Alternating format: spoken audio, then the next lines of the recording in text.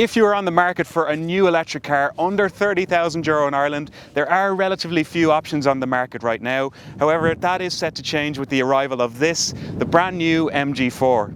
MG's first purpose-built electric car, it goes up against other electric hatchbacks like the Volkswagen ID3, Nissan Leaf and Renault Megane E-Tech, with prices starting from €27,495 in Ireland. With sharp styling, competitive pricing and a claimed range of up to 450 kilometres, depending on which battery you go for, it will be high on EV buyers' shopping lists. But what is it like to drive? In this video we're going to take a look inside and outside the MG4 and tell you what it's like. But before we start, remember to check out Carzone for MG cars for sale in Ireland.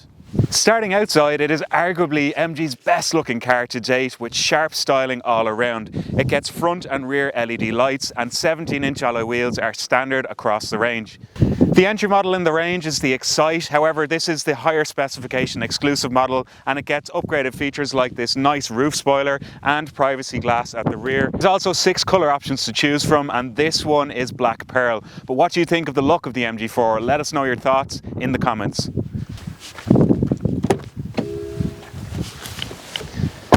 Stepping inside, first impressions are good. With an open style dashboard, it feels quite spacious up here and there is a large touchscreen system as standard along with a digital driver's display. It's easy to find a comfortable driving position too, as there is a lot of adjustment available through the steering wheel, which adjusts for rake and for reach. And there's also plenty of adjustment from the driver's seat. This one, being the higher spec exclusive model, has electric seat adjustment. The touchscreen system is good to use with sharp graphics and it is quite responsive, if a little bit laggy at times. However, you can plug in your phone to get Apple CarPlay and Android Auto as standard, although they aren't wireless. Overall, fit and finish throughout the cabin is quite good. There are sturdy plastics and soft materials on the dashboard, but there are some scratchy plastics further down, which is to be expected. But overall, it does feel like it will stand up well to daily wear and tear.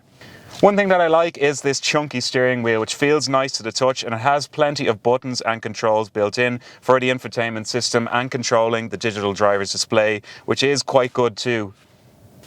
There's plenty of storage up front too, with a sizable area underneath the driver's armrest here. There's this net built in which is handy for holding your smartphone. There is an area that slides backwards and forwards with more space, and there are 2 individual cup holders along with USB-C, USB and 12-volt charging points. Above this there is a useful wireless smartphone charger built in.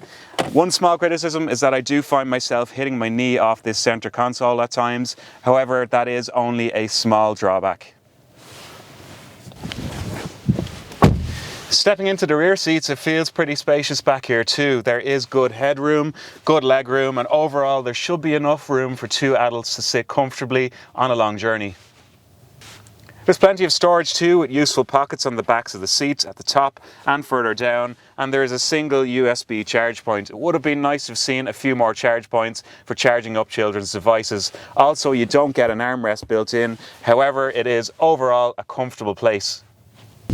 In terms of boot space, the MG4 has 363 litres of room, which is less than the Nissan Leaf or Volkswagen ID3 for example. That said, it is a useful space with a nice flat floor for loading larger items, and you get a useful storage area underneath the boot floor for stowing away your charge cables and other things. Should you need additional room, you can fold down the rear seats completely flat, which is useful for flat pack furniture, bicycles and everything else in between. In many electric cars you get additional storage space underneath the bonnet. However, this isn't the case in the MG4, as there is no additional space for charge cables and other items in here. So what is the MG4 like to drive? Well, first impressions are good. It is comfortable, quiet and refined on the move, and it handles better than we expected to, with a rear-wheel drive motor sending power to the rear wheels. There are 2 battery options, with a standard range which has 51 kWh battery and a claimed range of up to 350 kilometers. With this battery you get a 170 horsepower motor. We're driving the larger battery version, which is called the extended range, and it has a larger 64 kilowatt hour battery and a claimed range of up to 450 kilometers from a charge. You also get more power. It has over 200 horsepower, which means it is quite sporty to drive. It can sprint from 0 to 100 kilometers an hour in under 8 seconds, and we have to say we've been surprised with how fun it is to drive out on these tight and twisty mountain roads. Surprisingly, the MG4 is a rear-wheel drive car, and this means it is actually quite fun to drive through tight corners and turns and on these mountain roads that we're on. This has been one of the key surprises for us while driving this, is how much fun it can be for an electric car.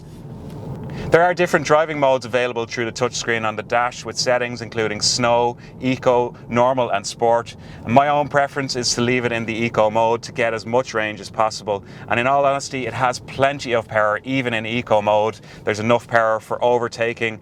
There's good road visibility on the move with large mirrors and plenty of visibility through the rear view mirror.